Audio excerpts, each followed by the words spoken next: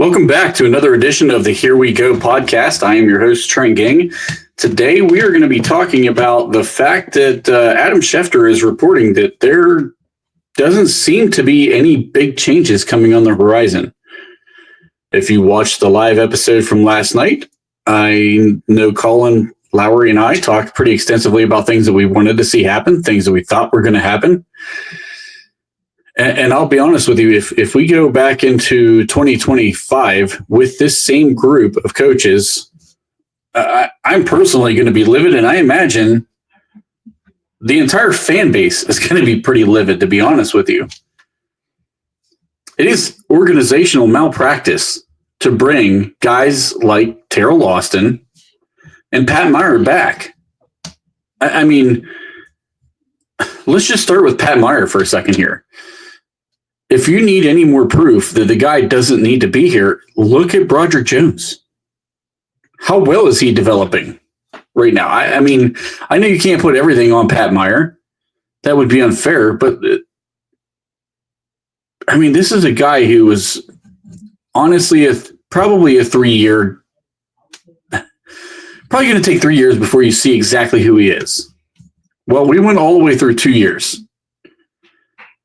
And I'm not really sure how much he progressed in that time frame. I actually think that there's an argument to be made that he regressed at the beginning of the season, and then he started to actually get it together going down the stretch and playing much better. I mean, Mason McCormick, he's a fourth-round guy. How much do you put on Pat Meyer on that one? Zach Frazier had a really nice season. But I think Zach Frazier was going to play that way regardless of who the offensive line coach. He was just a ready-made prospect. That's just who he was coming out. He had a ton of snaps in college. I thought he was going to be that guy no matter what you did. But you see a guy like Isaac Seumalo also regress. He wasn't the same player this year that he was last year.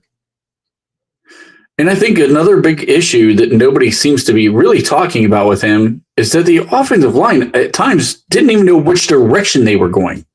They had no clue. I mean, it was evident one of them really was emphasized. I think Dan Orlovsky was the first one to put it out there. You see Dan Moore Jr. and Broderick Jones both pulling opposite directions and basically running into each other on the way through. And the problem is those type of things happen way more often than they should have. Not to mention, we were an offensive team built to run the football, and we had one of the worst EPAs in the entire NFL. We were like 29th in EPA, rushing EPA. Those type of things are just unacceptable. And Pat Meyer is the start of that. He's the guy who's supposed to have that group ready to play and know exactly what they're supposed to be doing, what their assignments are, and make sure they're executing them at a high level. And that just didn't happen here. I mean, I just feel like we keep people around in this organization because we owe them money. I don't particularly know what Pat Meyer's contract situation is. I think he's obviously, he'd be gone if not, but he's under contract through next season. I don't know if there's anything beyond that, though. Teryl Austin, there's been some rumblings about what his contract actually may be and what it's not. All I know is it's through 25. And the other part that I know for a fact is that neither of them should be back for 25. Is it possible that we see some changes here as we go along? It is possible. It's very possible. We could still see some firings coming. This week was full of the player interviews, exit interviews, and things of that nature. I was shocked when I heard Adam Schefter say that the big changes that we're all expecting just likely aren't happening. I honestly didn't expect Arthur Smith to get fired. I know there's people that were calling for his job. I thought that was a step too far. I didn't think there was any chance in the world we were going to fire him after one season.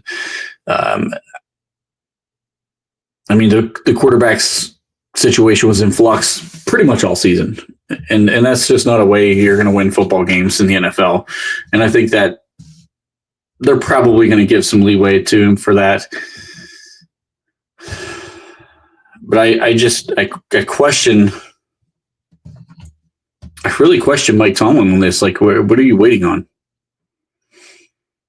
Because teams are interviewing for positions, GM positions, offensive coordinators, head coaches. These things are going to start coming around. I mean, we've seen Grady Brown's actually interviewing for the Atlanta Falcons job today, I believe it was. So if you keep waiting, you're going to miss out on a good candidate, and you're going to be stuck with what's on the bottom of the pile. And I feel like we're stuck with what's on the bottom of the pile way too often to begin with. It's just, we don't go after the big name guys, and that's fine. But we also don't go after the big up and coming guys that like are trying to make a name for themselves. Lowry referenced this quite a bit yesterday, and we really don't. I mean, we don't go after those type of guys. And when, the next Ben Johnson is coming around on offense, we're not interviewing that dude. We're interviewing Arthur Smith. Guy is already past, his head coaching prime. He's going to keep trying to get a job, but like, he's been in the league long enough to where you kind of know who he is. And I feel like we're not doing that on the defensive side of the ball either. We could have went after Robert Saleh. Now, the 49ers were more than happy to take this guy back. Matter of fact, they're going to make him the highest paid DC in the entire league. So, not that Saleh is everybody's first choice, but you didn't even interview the guy. I know the Flores thing is going to come up a lot, and I would have loved to have kept Flores, but I at least understand that one. The guy, he's going to be a head coach sooner rather than later. Very possibly could be a head coach this hiring cycle. So you knew that was going to be a short-term thing. I still would have done it. If I'm being perfectly honest with you, I still would have done it. I would have hired Flores, and I would have fired Austin right then and there. If you can get a clear upgrade. I mean, if you had an upgrade on your quarterback position right now, you take it. You're not going to just be like, nah, we're good. If Justin Fields is the best guy out there, and then all of a sudden somebody's like, hey, you can come out here and, I don't know, get Joe Burrow for a 3rd-round pick. Are you going to be like, nah, we're good? Of course you're going to make that trade. You'd make that trade if it was a 1st-round pick. Like, I'm so... We had an issue not that long ago of stockpiling nothing but just talent at the skill position. And Omar Khan has come in and he's made a change to that. To the point to where actually it was a detriment. We didn't have enough skill position players. And that, of course, corrected in this offseason. I really believe that. But we don't do the same thing in the coaching staff, which is just absolutely dumbfounding to me. Why in the world would you just continue to sit back and be like, we're okay with a special teams player playing wide receiver too? You know what I mean? Like, I feel like that's what Teryl Austin is. He's the equivalent of basically Van Jefferson as wide receiver 2 right now. I mean, I hope so. I hope somebody else gets that and that makes sense, because to me, that's the equivalent. Like, he's never been a successful DC before. Why are we hanging on to him when he's already showing he's not getting it here? I think you have to make a change. And I really think Pat Meyer needs to go along with him. I mean, if you're going to make 2 moves, I don't want the moves of this offseason to be, hey, we got rid of, Mike Sullivan. Who gives a shit? Like, I don't care if Mike Sullivan's around or not. I mean, how much is he actually doing? Great. Okay. Bye. You know what I mean? Hey, we got rid of the guy who was, the aquatic engineer who was making sure the water bottles are filled on the sideline. I don't care. Make changes where change is needed. And I think that's what this boils down to for me. And I know we're going to be going through some free agents. We're going to make some changes on this defense, and they're going to say that we're making changes. We're going to get rid of a guy like Larry Ogunjobi. we're going to let Dante Jackson walk. We're going to let DeMonte KZ walk. Okay. That's not wholesale change. It's not big changes. It's not major changes. Those are guys that should have been out the door anyway. I mean, KZ got toasted this year. I didn't even think he was that good as a backup. I mean, at least, years past, his experience and his ability to fill in and critical situations helped our team, because I thought he was a pretty good player. He was a pretty sure tackler. I mean, but that was kind of it for him. Couldn't cover. Didn't help us out really anywhere. That's 3 safety look. That didn't need to be done. It was Cam Sutton back there half the time. I mean, is Cam Sutton walking your wholesale change? Is that your big change? Or is this just more word salad from an organization that just isn't interested in making whole changes? And I heard Alan Saunders talking about this earlier. He said, one of the reasons they wouldn't fire, I think Gary Dulac might have been the one who originally talked about it.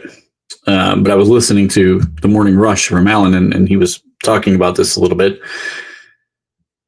The reason they wouldn't fire Mike Tomlin isn't anything to do with the replacement coaches that are out there, but more to do with the money that they owe Mike Tomlin. It's $50 million. It's a lot of money. I totally agree. And I honestly think that's a good reason probably why we're not looking to fire Teryl Austin and maybe even Pat Meyer. I don't know. I just find it fascinating that we promised wholesale change, and now we're going to be looking at probably a few guys getting shipped out the door that I've never heard of. And unless you're in that locker room every single day, you probably have no clue who they are.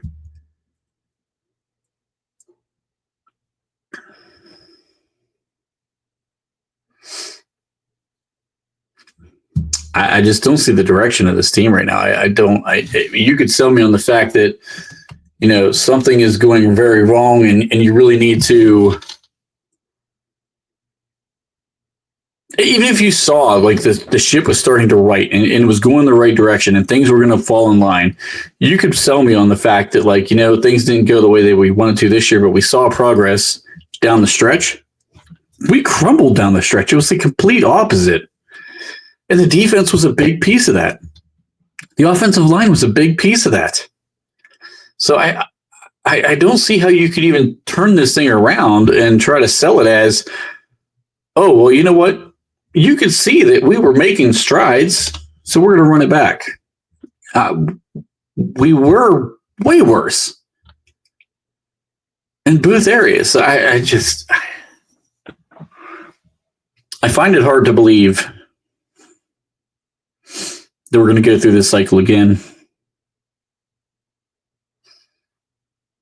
Not because it's unsurprising from the organizational standpoint, but more just because as fans, we keep falling for it. They promise change. We're like, yes, it's going to happen. We're going to get back to the promised land. We're going to compete for a title again. And, Matt Canada shows back up another year. Teryl Austin shows back up another year. I mean, it really, at this point, is Teryl Austin any better than Matt Canada on the defensive side of the football? I don't think I could argue that he's done any more for this team than Matt Canada was doing on the offensive side of the ball. I'm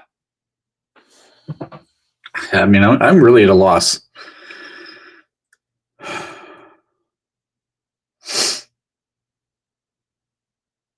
And I honestly believe that Mike Tomlin is a good coach. But it just feels like this thing has kind of ran its course. And the more the loyalty sticks in, and I know this is like a Steelers tradition where they're loyal to a fault. But at some point, you've got to cut the cord and you have to move on. You got to take your losses and move on. I think that's where we're at with Mike Tomlin. And I hear all the time, be careful what you wish for. You don't know what you have until it's gone. You know, Tomlin would have a job in 5 minutes if he left here today. Okay. That doesn't make it any better. I mean, to me, that doesn't say you can't do this because this dude would have a job somewhere in 5 minutes. Let him get the job in 5 minutes. You know what? It might be good for him to have a fresh start, and it might be good for the organization to have a fresh start. And maybe you bring in somebody with a totally different philosophy, and the messaging starts to hit. Maybe you bring in an offensive guy. Maybe you bring in a Ben Johnson, and he turns this thing around and turns it into an offensive juggernaut. I don't know if that's what would happen. But neither does the organization because they're not even entertaining the thought. If you want to win playoff football, you have to change. You have to adapt. You cannot keep doing the same things that we've been doing as an organization forever. We need better. And as you can rank Tomlin anywhere you want on the list of coaches in the NFL. All right. I mean, if you have him in the top 5, I'd say okay. If you have him in the top 10, I'd say okay. If you have him as the worst coach in the league, I'm probably going to argue with you a bit. If you rank him only as a coach based on playoff wins and you put him somewhere in the middle of the pack, late, behind, whatever, okay, you have a justification for that. But don't tell me we can't move on from him as a coach simply because he'd get hired in 5 minutes. Because guess what? We could hire somebody in 5 minutes too. Sometimes a split is just what is best for everyone involved. That's where I feel like we're at. It's not going to happen. So this is probably the last time, honestly, I'm going to be even talking about this. But I'm just sitting here today dumbfounded by the fact that Adam Schefter is here saying the Pittsburgh Steelers are not moving on from Tomlin. They are not moving on from probably either coordinator. And I can't see any significant change actually happening or taking place with anybody in the organization.